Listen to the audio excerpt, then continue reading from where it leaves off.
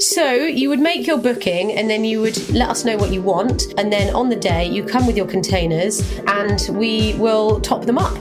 There are more people who are like, I know plastic's bad, but I'm not really going to do anything about it unless it's made ultra convenient. That's the audience, is those people. Just making it easier for people to go plastic free, because I myself admittedly didn't lead a plastic free lifestyle or a zero waste lifestyle before starting this business. Welcome to Mindful Businesses, presented by Sarani, and I'm your host, Vidya Iyer. In our podcast, we bring to you brands which are mindful in their practices and processes. A mindful business adopts and employs sustainable social, economic, and environmental practices. Today, we have with us Ella Schoen, founder of TOPUP Truck, mobile zero waste shop. Welcome, Ella. She joins us from the borough of Hackney in London. Welcome, Ella Schoen. Hello. Thank you very much for having me on your podcast. So the early 50s was when one of the first supermarkets was started in UK and US, a few years after the World War. Mm-hmm. And with that came a lot of problems of packaging, of choice. When I grew up, we would go to the neighborhood grocery store. We would buy our grains and rice and tea, and he would just scoop it up from his sack of bulk goods and pack it in a little brown paper bag, and he would give it to us. Mm-hmm. Things have changed so much. Yeah, I mean, absolutely. I think, as you say, with the advent of supermarkets, when you say kind of problem of choice, we're totally overwhelmed with choice when we go into a supermarket, and it's something to do with consumerism at large. We sort of have everything at our fingertips as and when we want it, and there's ridiculous amounts of packaging, and I guess makes you wonder how much of that is necessary.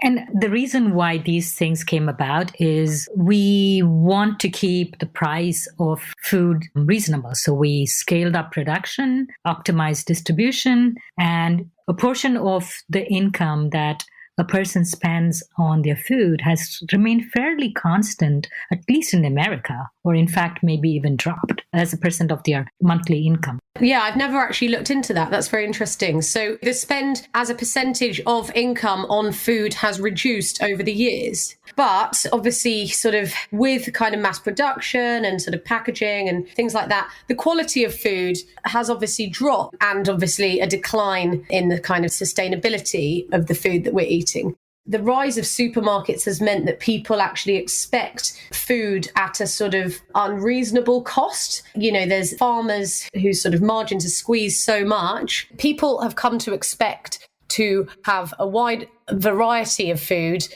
in any season at an unreasonably low price. But the expectation means there's always going to be issues with the supply chain when you have food at that low cost, because obviously farmers are squeezed in terms of their margin, in terms of what they can make by the supermarkets. When they're buying stuff in giant quantities, they drive the prices right down, and then actually you get something that's produced naturally and fairly and organically, and the cost seems unreasonably high. The nuts and bolts of it was that the cost of cheap products, when you look at true cost, is actually a lot higher because of the lack of welfare in the supply chain, damage to the environment in terms of there being unfair pay in the supply chain. But don't get me wrong, plastics have a benefit. Mm-hmm. It provides us hygiene, right? Because it has to be on the shelf. Like, especially in times of pandemic, stores which had bulk goods that you could self-serve and put in a bag yourself, got rid of it, and in fact started packing in 1 pound or 2 pound bags and leaving it in place of where they had the bulk goods. So there are advantages to plastic so that we don't fall ill, we don't get bacteria in it, or we don't get viruses, people coughing on it or putting their hands in it. The reason why plastic has become so prolifically used in the food industry is because it is so well designed, for keeping the nasties out, for extending life of food. It is lightweight, it is cheap, and it's very much sort of have a lot of benefits in terms of like food safety and hygiene. Besides even just food safety and hygiene, I'm assured of the weight, right? When it says 1 pound, and it's packed in a factory or in the store, I know it's a pound. I know what brand I'm getting. So there are many, many advantages. Yeah, in terms of kind of like labeling, in terms of, I guess there's been a big rise in the last how many years of, consumers kind of want to know, they want to know the nutritionals, they want to know the weight, they want to know the shelf life, they want to know, and, trading standards have got a lot higher, sort of necessitating in a lot of contexts that everything has all of that information on the packet. So how do you think we are using the plastic in the wrong way? What is wrong with it? The problem is that the majority of plastic that we use is single use. Yeah, it's just used once and then it's discarded. And I mean, the UK's relatively high recycling rate, 45% of plastic is recycled in the UK. That's less than half, right? Mm-hmm. So that means that the plastic that is being used in food packaging is either being incinerated or, it's going into landfill. And then in certain instances, it can be shipped off to non-OECD countries where it becomes both a health hazard and obviously an environmental hazard. So it's just, yes, we have to bear these, health and safety issues in mind. We have to find ways of giving information to consumers, but also at the same time, we need to design packaging, the plastic waste out of the supply chain. So what do you use? The idea of Top-Up Truck is that, so we buy things for a start in bulk, and then that's decanted into the containers which go on the truck, into reusable containers, and then it's at the point of purchase, these are then going into the customer's own containers. So the product information and stuff like that is on the website, and everything is kind of weighed out so people know how much they're buying of everything. But the whole idea is there isn't that kind of packaging waste element in the chain. It's getting passed from one container to another container and sort of refilled. The supply chain is therefore circular as opposed to linear, because linear supply chains, given that things only go in one direction, there is the thing that houses the food or the product is then discarded and generates waste and pollution. What about the hygiene then? So you put your products in the customer's containers. So do you offer some guidance how clean the containers should be and what kind of containers they should bring so that you prevent any contamination? Yeah, I mean, it's kind of down to the customer to bring an appropriate sort of container, make sure it's clean. I wouldn't fill anything that's visibly dirty, but it's worth bearing in mind that in this business, we're handling very low risk products as well. Obviously, when stuff has, when you've got wet products, they're a lot more prone to, like wet products with sort of low acidity, low sugar, low salt are obviously prone to kind of pathogen activity. These are dry products, have a very long kind of shelf life anyway. So the risk is quite low.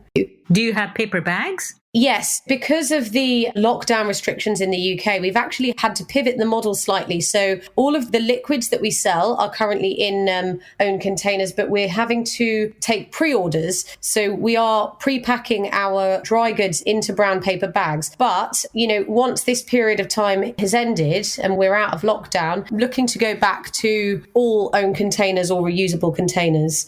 What are the products you carry? In terms of the kind of dry goods, there's pasta, there's oats, there's rice, there's lentils, a lot of dried fruit, nuts, seeds, sweets, sort of like raw chocolate raisins, cacao powder, herbs, spices, and then also oil, vinegar, and then bathroom products like cleaning products. Yeah, kind of bathroom products like shampoo, conditioner, hand wash. We've got about 100 products on there in total.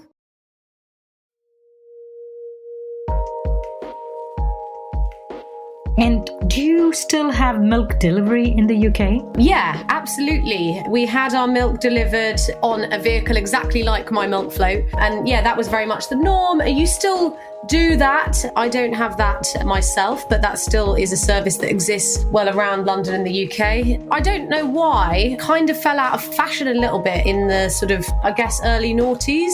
I guess people just found it easier and cheaper to pick up their milk at the supermarket along with everything else. So, but yeah, there are companies who are sort of bringing it back and can even get a sort of oat milk version of around East London as well. So yeah, a bit of a return to the old ways. Most people like to go to the supermarket because they have so many choices.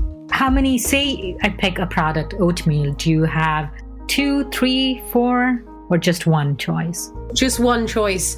I mean, that's the thing. I think people are overwhelmed with choice in so many areas, whether it's choosing something on Netflix or going to a supermarket. We have one of everything. I mean, obviously, because we have to, there's limited space, but we just make sure that things that we do have is a really high quality. And we have to accept that we can't please everyone as well. There's always somebody that says, oh, have you got, this very niche product and given the space requirements we can't do that, so we just have to stick to the basics.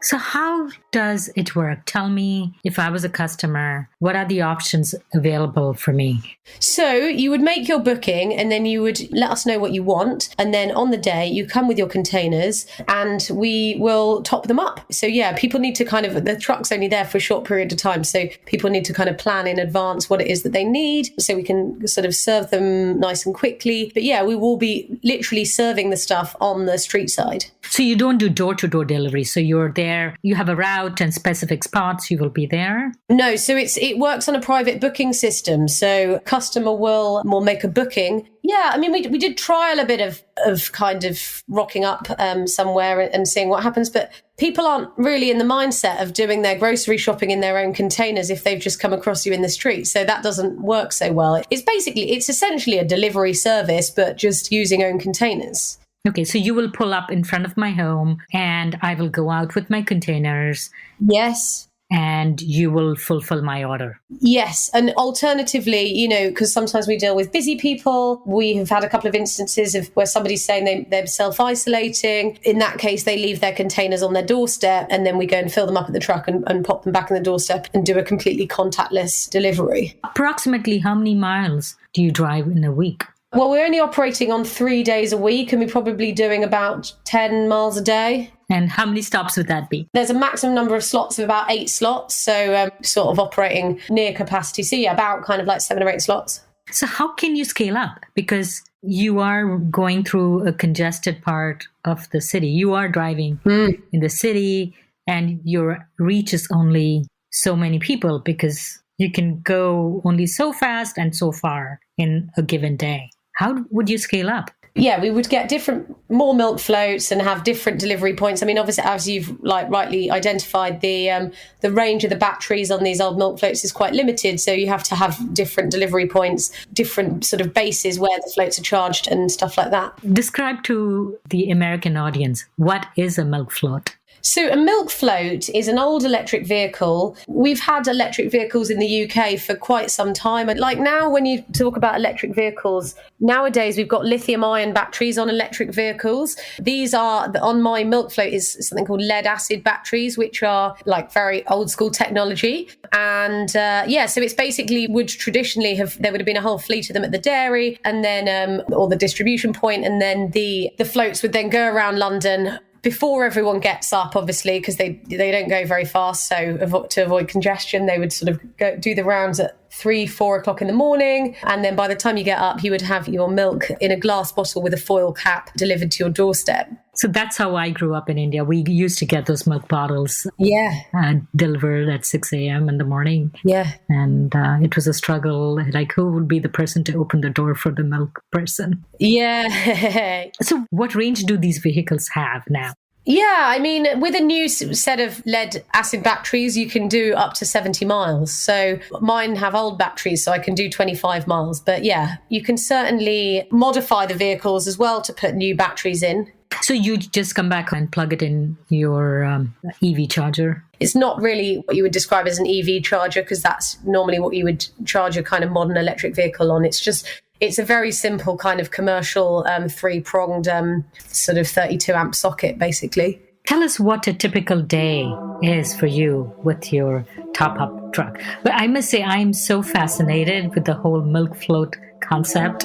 The closest we have here is the ice cream truck. The ice cream truck, I guess, just rocks up and puts the jingle on, right? Yeah, the typical day will be we'll have the bookings for the day, and we'll go and and basically we'll go to those bookings, and there's about 8 of them in a day, and we will meet people. There'll be neighbours who kind of congregate as with milk floats arriving. Mm-hmm. We'll find a group of neighbours sort of there ready with their containers in the usual spot, and then we kind of go. It's very intense. like, there's no denying, it is an incredibly intense job. Driving them, not because you drive and you have to manage all of the communications and you have to then find somewhere to park. There's lots of people looking. It's quite a difficult vehicle to maneuver. You get there and then there's people asking all sorts of questions, and bearing in mind there's also people that are stopping you in the street going, this is amazing, what's this? And you have to stay focused, and you have to, also tell people about allergens and stuff like that, and then fill up the containers and then put it all through the tills and weigh everything. And you really have to be hyper focused, and it's really not for the faint-hearted, and it is incredibly exhausting.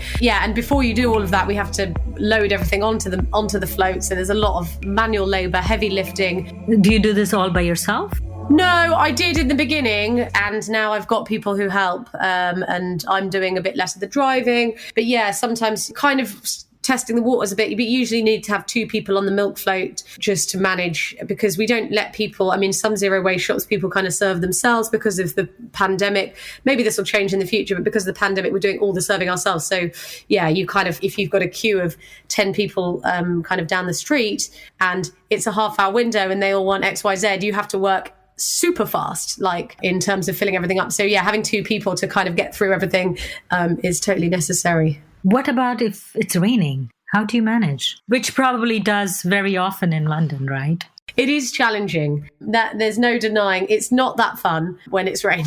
The truck is, with the modifications that we're doing, is going to be sort of more weatherproof. But at the moment, yeah, it doesn't have that. And you have to improvise. You have to just make sure that the goods don't get wet. You have to make sure that the technology doesn't get wet, and make sure that the customers don't get annoyed because they're in the rain. Make sure you don't get cold and ill. And, it can be pretty hectic. But yeah, I think it's just about finding processes and sort of adapting the truck so it's a bit easier. Coming back to the products, so you have all these in different containers on your truck. How do you prevent cross-contamination? People have allergies, dietary restrictions. How do you manage a customer who has those preferences? Unfortunately, you sort of have to make choices and set your priorities when doing an insane operation like this. And I wish we could be everything to everyone, but unfortunately, I've had to put a sort of a defensive allergen warning to kind of basically protect us and kind of say, because even though we do take measures to avoid cross-contamination, just because of the nature of the environment, things are kind of in close concept. There is mustard, there is gluten, there is sesame, and what other allergen? Mustard, gluten, sesame, and nuts, obviously, all present. So yeah, we just have to make customers aware, sort of different points along the purchasing funnel, that those allergens are handled in the environment. So you have a fair warning, say, we have cross-contamination, so... We can't guarantee that there is no cross-contamination. I think there are certain instances in which packaging is quite useful. And when people do have allergies, that's where it does really serve a purpose. And the nature of these shops does make it quite tricky, because things aren't totally separate. It does make it a bit tricky for allergy sufferers. Where did you get the idea to have this sort of distribution system? Yeah, so I've been working in food and sustainability for the last 5 years. I worked for London's biggest artisan bakery. And then I worked for a company called Rubies in the Rubble, who make condiments from surplus, kind of outgraded, wonky produce. Yeah, I was just having a lot of ideas. I've always had a lot of wacky business ideas anyway. And I was having a lot of ideas around packaging waste and just waste reduction in general, and closed loop systems. And a few ideas were sort of buzzing around my mind. And then as soon as the pandemic set in and I was put on furlough leave, because my job was kind of selling into restaurants, hotels, cafes, which all shut. So I was on furlough leave, and my first day of furlough leave started volunteering for an amazing organisation called Made in Hackney, who run community kitchens. And they pivoted to, because they couldn't do these sort of like community cooking classes, they pivoted to running an emergency meal programme to feed all of the sort of vulnerable people who were shielding in the area, who couldn't kind of access the normal soup kitchens and stuff like that. So I was volunteering for them as a delivery cyclist, kind of going around on my bike with all these meals. And I just loved it. I mean, it was such a privilege in the time where everyone's in lockdown to be a key worker and to be kind of outside when it was like you can only exercise once a day. It was a nice reason to kind of get some loads of exercise, see people do something really good. It was a really, really wonderful experience. And those thoughts around packaging waste, and then one of the things I just love so much about this volunteering was feeling more deeply embedded in my local community. And I'd previously always worked outside of Hackney and had to commute, and commuting was prior to the pandemic was a big part of my life. And it was, I was so used to losing an hour at the end of each day. Yeah, to just not spending any time in this amazing area that I live in. How big a borough is Hackney? Yeah, so Hackney has a population of 300,000 people. Pretty small. Yeah, it was this kind of from this need to feel more closely connected to my local area, to my local community, selfishly to not have to commute. And also, mainly around just making it easier for people to go plastic free, because I myself admittedly didn't lead a plastic free lifestyle or a zero waste lifestyle before starting this business. There were certain things that I would refill that were easy, like my bathroom was pretty plastic free for the last few years, refill everything there. I just wouldn't, in my busy schedule of commuting and, spending all of my waking hours during the week going to and from London in an office, just wouldn't have time to go to the zero waste shop. Mm-hmm. Even though I'm somebody who was working in sustainability, cared about sustainability. And so I kind of thought there must be a much easier way of doing this. And intuitively, it made sense to kind of do it as a delivery service. That way you're not having to lug your containers all the way to your zero waste shop. And in Hackney, bearing in mind, we're quite lucky. There are 3, at least 4, possibly more zero waste shops. People were conditioned to that lifestyle because in the US, there are very, very few zero waste stores. Mm-hmm. So they had the mindset, they had an understanding. Yeah, I mean, it certainly meant that there was already like an audience. You didn't have to teach everyone about it. But the whole idea of this is not to kind of, I guess, take business away from the other amazing zero waste businesses in the area, rather to take this to new audiences, which aren't your like super early adopter, like total eco warrior type. They're more people who are like, I know plastic's bad, but I'm not really going to do anything about it unless it's made ultra convenient. That's the audience, is those people, because people who lead a completely zero waste lifestyle, they're usually more than happy to go on their bike to the local fixed location shop. Whereas the thing about this, what's so great, is some of those people are the ones that book the truck still. In booking the truck, it's not just them that they're kind of having an impact on their own lifestyle. They're then inviting their neighbours to the booking, right? So then the whole shopping process becomes a community event because they've then invited their neighbours. And throughout the pandemic, there's been a real rise in the number of like WhatsApp groups. And I don't know if it's the same over in the US, but a rise in the number of WhatsApp groups and the number of Facebook groups and the number of kind of like Instagram things for local neighbours. And I don't know if that's kind of sprung through the sort of mutual aid movement. The Top-Up truck actually gives those groups something in person to do, rather than just talk about, those foxes were loud last night, or like something, complain about the bin collections or whatever.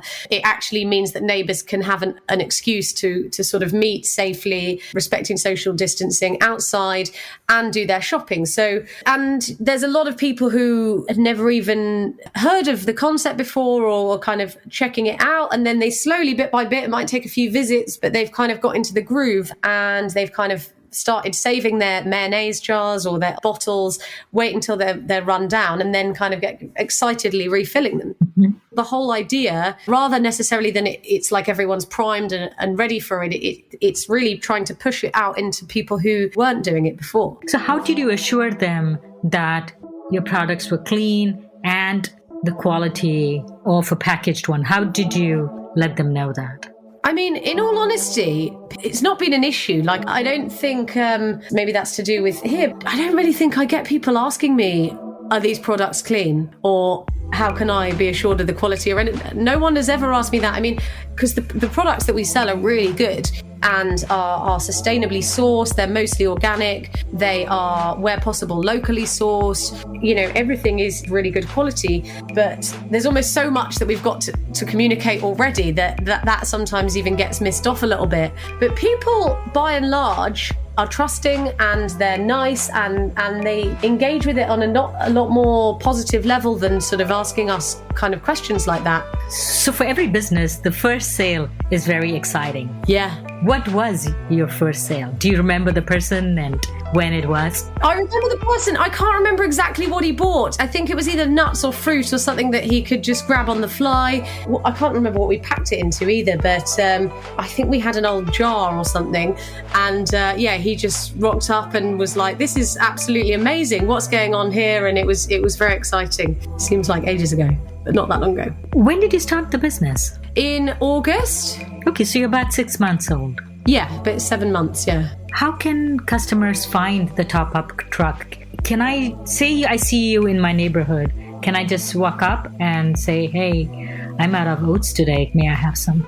So when we first launched, we were sort of taking passing trade. Obviously, people would book us, right? Because of lockdown restrictions in the UK, we've had to move to a pre-order only system. And that has a number of advantages and a number of disadvantages, because obviously we can't then serve people on the fly. And so it means we've had fewer customers and stuff like that. But yeah, it's kind of helped people get in the groove. And we're wondering if we're going to carry on doing that in the future. So how do you optimize your routes? They have to book for certain days. So each area that we go to has a different kind of time slot, and then people can just book within that time slot. Oh, okay. So you say, "I'm going to be on this route," and they can say, "Okay, this slot works for me on Tuesday at 3 p.m. Then they booking a slot and you driving up and down. Yeah, I mean, it's not so much. I mean, the route is actually very short because, we've actually been very restrictive as to when people can book. So it may be that we're kind of going back and forth a little bit, but say Friday morning is for roughly speaking, the kind of like E9 postcode. And then Friday afternoon is roughly speaking for the E5 postcode. And so we're not kind of leaving a zip code, as you call it, in the course of an afternoon. So it all stays relatively compact. And it works a bit like a kind of restaurant booking system. Within the allocated day for the postcode, people just book one of the slots that are available. There's so much variation what people want, especially with the pandemic, right? And sometimes people are overwhelmed with something and nobody has a routine. How do you estimate how much of what to buy and how to buy and to be able to optimize revenues, especially as a fresh business, which has started in the pandemic? I can't imagine it could have been easy. And after the pandemic too, right? How would you estimate what you buy? How do you forecast? We just forecast based on previous sales, and it does fall into a bit of a pattern, really. Sometimes we get it wrong, but most of the time it's pretty straightforward. Able to sort of match the demand with the supply. More or less. I mean, occasionally you just get somebody ordering huge amounts of stuff. Other than that, like over time, you can pretty much roughly, bearing in mind it's not, we don't just have I'm partnered with a shop. So there's a bit more space outside of what's on the float to be able to hold a bit of stock as well. So we forecast order the stock and we get it in, and very rarely do we have stock issues. Would you like to talk about the partnership with the shop? Yes. So I launched in partnership with a store called Restore, which is kind of based in Hackney as well. And I knew Megan, who owns Restore, from previously because I used to supply Megan when I worked for Rubies in the Rubble with some of their products. So yeah, it kind of came about because I'd sort of had this idea in lockdown, and I approached Megan and I was like, hey, this is kind of what I plan to do. Obviously, just letting you know, because it's kind of in the same area as you, and it's the similar concept, and maybe we can collaborate in the future. And she said, that's so crazy. I was literally just thinking about a milk float this week. That's insane. Let's have a meeting. And And it just made a lot more sense to kind of partner up. And we had to, although I knew her from before and we'd had some form of working relationship before as well, obviously we needed to make sure that we were kind of aligned in terms of vision, in terms of values, in terms of like, and when I say values, in terms of like pricing, in terms of sourcing, in terms of sort of like, just in terms of how we run the business. And so we kind of realized we were pretty well aligned. And it's quite nice to do stuff in partnership as opposed to in competition, and be supportive and share knowledge and kind of help each other out. TOPUP Truck is having a crowdfunding to raise money. Tell us about it. Currently, so I launched a crowdfunder at the start of this month. It was actually meant to be a 5-week campaign. It's a little crowdfunder, just a rewards-based crowdfunder on a platform called Crowdfunder UK. What is the reward-based crowdfunding? So it's rather than equity, we're offering rewards in exchange for donations. And we launched this back in the start of this month, and it's a 5-week campaign, but we actually hit the initial target of £7,000 in 3 days, which was amazing.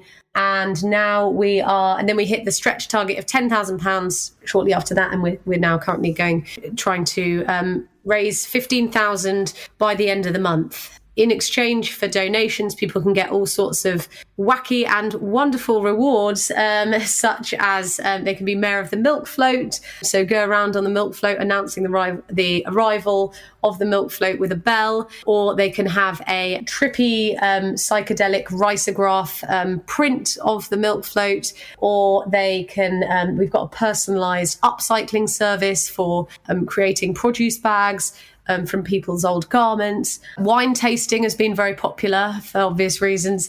Just try to keep all of the rewards sort of within the ethos of what we're doing, but also bring a lot of like craziness and personality and outside the box thinking to it, just to make it a little bit more fun and kind of show what we're about.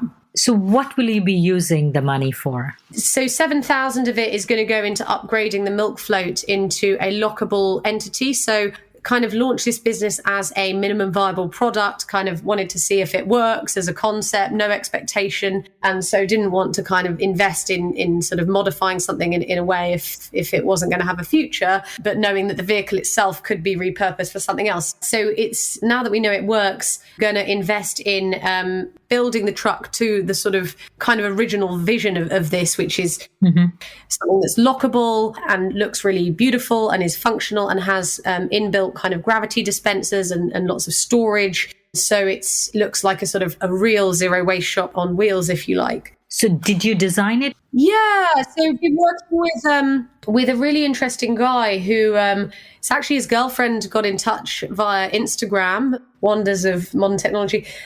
She just got in touch randomly via Instagram and kind of said, this is what my partner does. Yeah, he's just a really, really interesting dude who is based really locally, a real kind of creative problem solver. And he kind of specializes in using renewable materials and like full sort of traceability on the plywood and everything that he's going to be building it from. So yeah, it's going to be built not only to kind of fulfill its purpose, but also look really nice and be made from sustainable materials. So one thing the pandemic has brought us is closer to our communities. Like you said, there are so many more social media groups focused on the community. What has the reaction been in your community in Hackney to your truck? It's been amazing, really. I mean, people stop us in the street all the time and say, this is brilliant. This is such a needed service. And it's been really wonderful. It had also spoke to a woman recently on the phone who had mobility issues, who was so delighted that we could go to her. And so she could, not have to compromise on her values because of her mobility issues. But generally, even people who aren't actually using our service or kind of who aren't actually shopping with us, the milk float, it just really evokes a sense of nostalgia, and we kind of get these old boys like East End guys kind of coming up to us like, oh my god, like I've not seen one of these in years, this is amazing, brilliant, girls love it, like I used to drive one of these back in the day. And there's this real kind of like, it just brings about a lot of community spirit, and people stop and kids wave, and the branding's quite funky. It's got pink on it, it's got bright green on it, it's got a little truck logo on it. And kids, even who have obviously never heard of a milk float because they're 3 or whatever, they're just like, what's that? You know, it gets a really like warm reaction just going around. A lot of people have said this is the most exciting thing that happens in our week because there's nothing going on. So it's just like, it's really brings a bit of excitement and something to look forward to, which is really lovely. Thank you, Ella, for coming on Mindful Businesses. This has been fun talking to you over a cup of tea and wishing you all the best. Thank you so much for having me on the podcast. Yeah, it's been really awesome talking to you. So thanks a lot. You're listening to Mindful Businesses with Vidya Iyer. If you're a creator of a mindful brand or would like to recommend a mindful brand to be featured on our show, send an email to info@mindfulbusinessespodcast.com. Subscribe and listen to us on your favorite podcast listening app. Remember to rate and review us. To learn more about this and our other episodes, check out our website, mindfulbusinessespodcast.com. If you learned a thing or two on this episode, share it with one friend. This is Vidya Iyer with Mindful Businesses.